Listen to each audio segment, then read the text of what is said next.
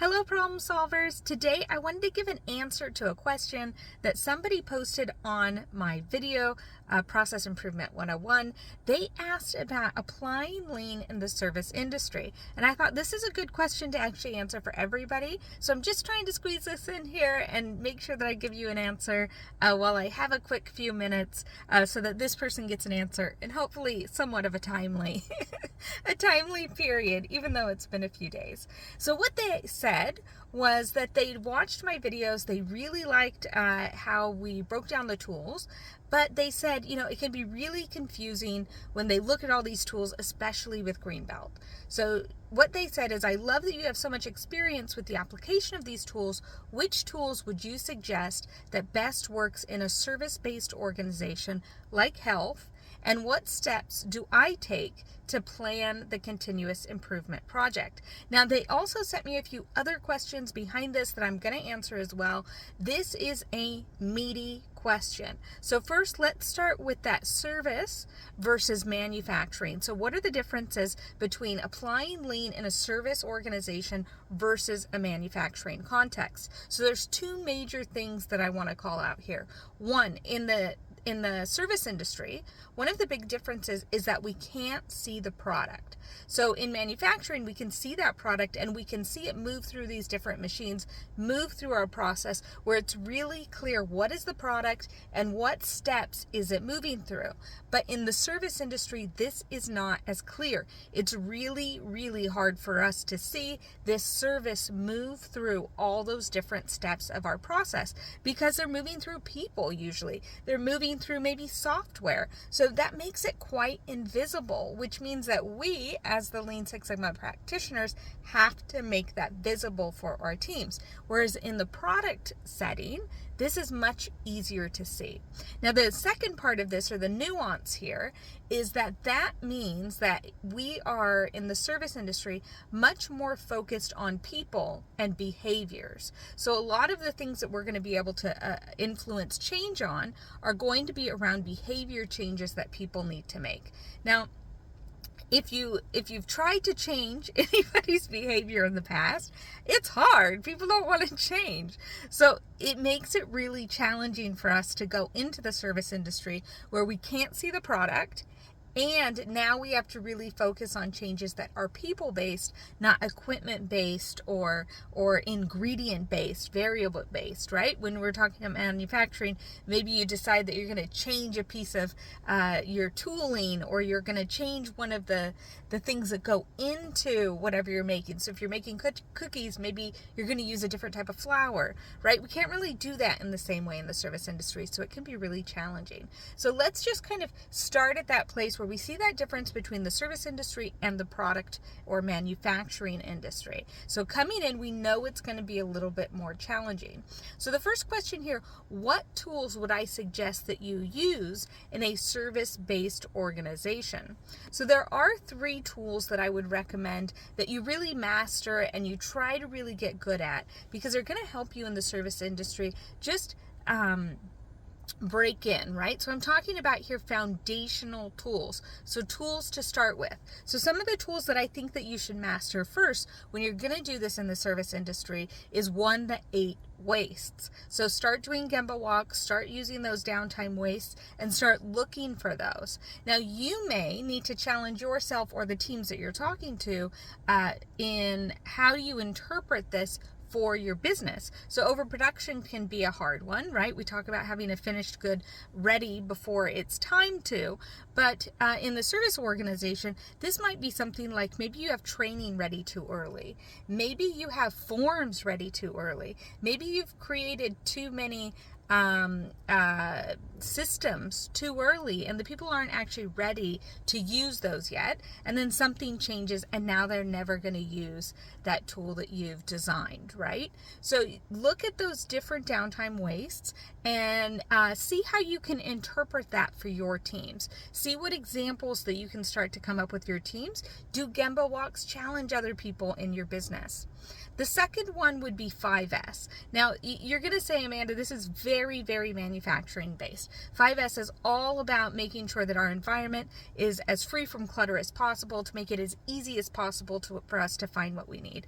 But that doesn't just mean physical environments, physical settings. What we want is, whether it's physical or virtual, we want it to be free from clutter. We want to make it really easy for us to see a defect if a defect occurs. So I'm talking about your desktops, your folders, your organization of all the different tools that you have out there, your intranet. How many intranet projects are we talking about right now, right? So get that Teams up, get your intranet going so that it's organized and it's efficient for your team. This is really important, because when we change our environment, we open people up to new ways of working, which means you have a window where people are going to be more receptive to change. So this is a really good way for you to introduce lean into the system and get people some of those quick wins, which we're going to talk about in just a minute.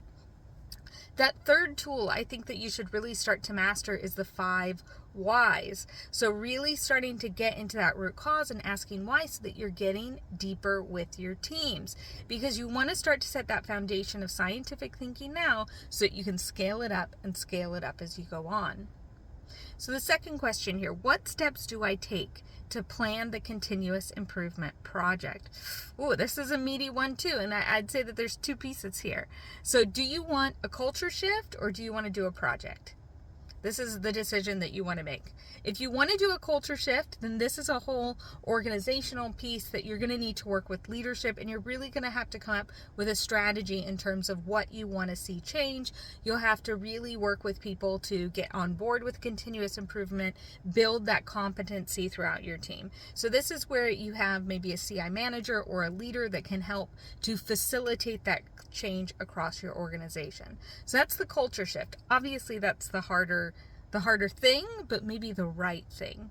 But the question here that they called out was to plan the continuous improvement project. So if we take this from a project focus, and this person specifically called out the process maturity model. So if you haven't seen that, check out the Process Improvement Intro 101 that goes into more detail on that, or take one of my courses where you can learn more about that process maturity model. So the process maturity model, they said that they're only at like level 2 and they want to get to that next level. So that means that they really need to probably implement that culture shift. But even if they're at that point where they're not going to have a manager come in, they can start getting their teams ready, start using these tools within their organization. They can use them one-off, like we talked about with 5S or downtime, or they can do specific projects. So if you want to do some specific projects, let's talk about the steps that can help your organization do that, especially if you're someone that's doing it on your own in a service organization.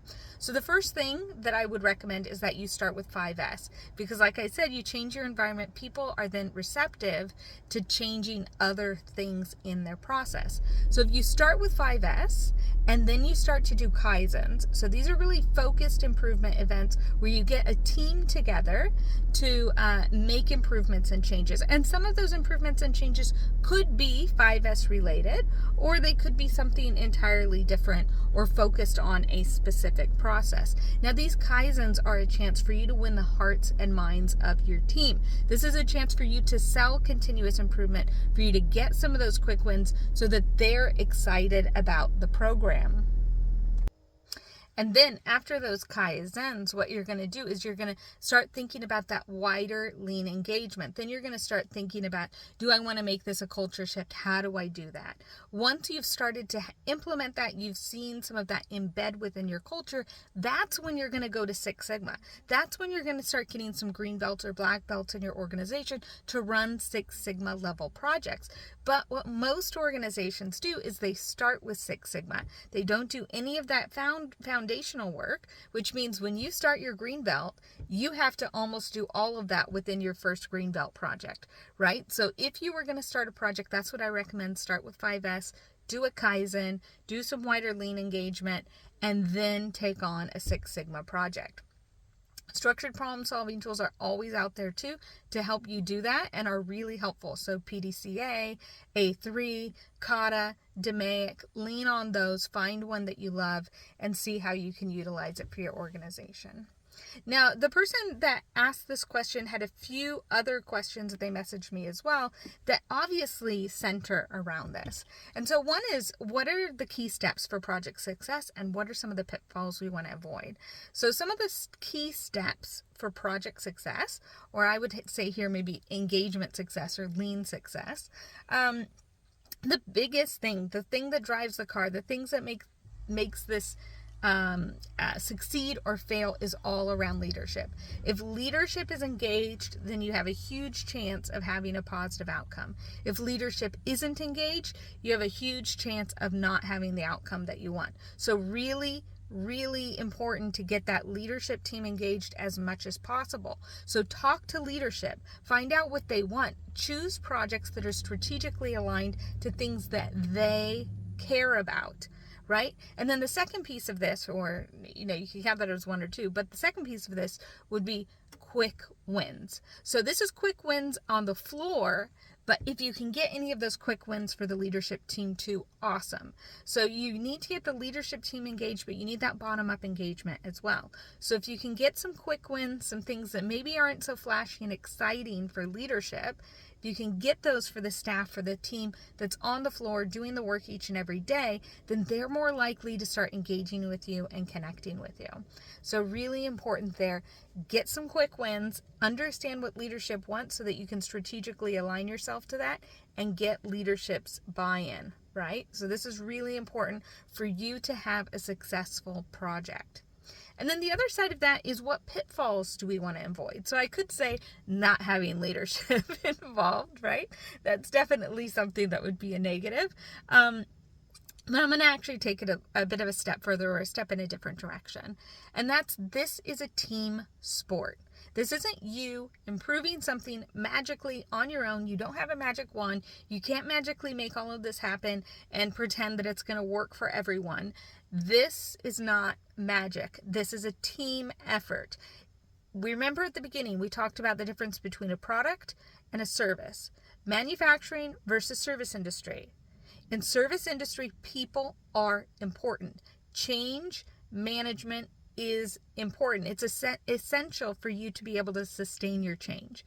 So if you don't have a team engaged from the beginning, you can't adjust the machine in the right way, right? Because the people are the machine, are the processes, right? So you need their engagement. You need their connection. You need their buy-in for you to actually make really substantial, sustaining changes to the process. So get that team involved, get those people involved so that you can see the benefits, so that you can see these changes actually hit that bottom line that you want. Because if you just lead it on your own, it's only going to sustain as long as you are in the room. As soon as you walk away, it's going to go back to the way that they always did. And especially when we're talking about virtual or hybrid environments where people are now working away from their desk, if you don't involve them now, they're going to go back. As long as it's available to them, they will go back to the way it was. Maybe you can modify software and that kind of thing, but if you're doing those changes without them involved, I'm gonna bet ya they're gonna be upset with the changes. Even if they like them in the long term, they'll be upset with them at first. So involve the people in the process, in your project or your Lean Six Sigma effort. So it's a quick little explanation there, or answer to this question that we got around service-based organizations. I'm still traveling. I'll be back home in a couple weeks, and I'm super excited to be able to be stable so I can answer more of your questions, so I can finish up getting that white belt on the calendar that I want to get up there for everyone. And I'm hoping to see more people in training next year. So I'm really excited to get that kicked off and to see you soon. Have a great day.